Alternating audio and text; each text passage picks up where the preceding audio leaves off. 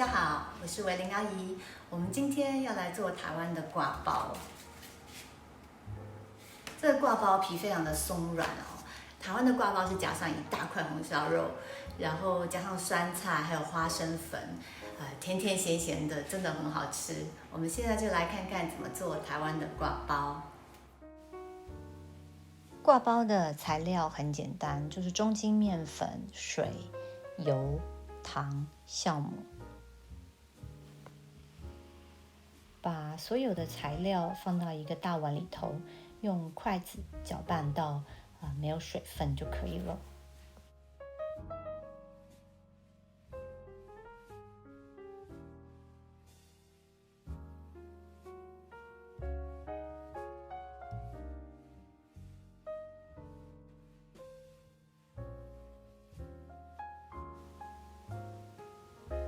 在大碗里头搓揉，一直到三光，就是手光、盆光，还有面团也是光的。现在的面团还不是很光滑，所以我们拿出来在案板上呢，继续的搓揉，一直到面团很光滑。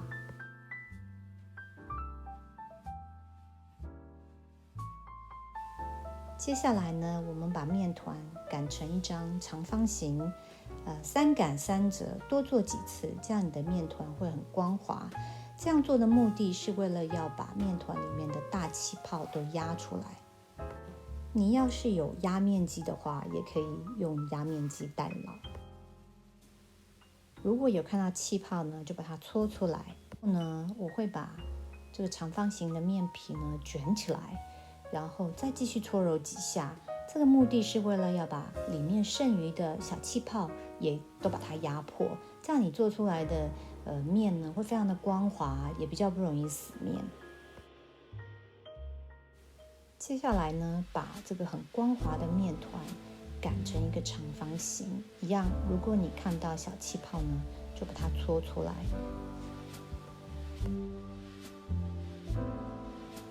两边可以稍微拉一下，比较容易擀成一个长方形。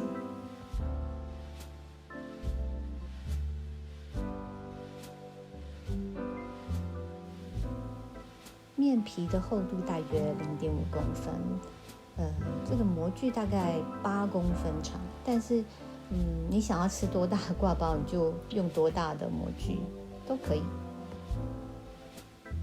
不要忘记留一小块面，用来判断发酵的时间用的哦。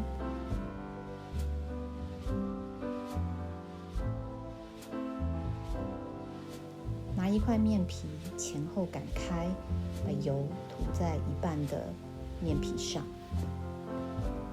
抹好油之后呢，把它轻轻的对折，不要压下去。然后用刮面刀还有筷子做出一些花样出来。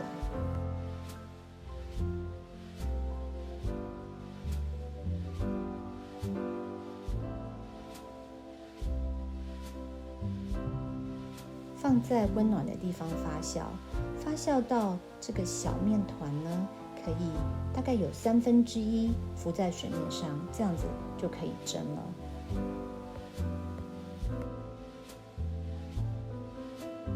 发酵好的挂包呢，放在蒸笼上，中大火蒸12分钟，最后的5分钟呢，要放一根筷子，让一些热气出来。然后蒸好之后呢，不要马上开这盖子，一定要再等5分钟才能够打开盖子。是不是很漂亮？每一个都光光亮亮的。无论你是做包子还是馒头，把里面的气泡擀压出来是一个很重要的步骤。台湾的挂包呢，会加上一大块的五花肉。然后加上酸菜，上一点花生粉，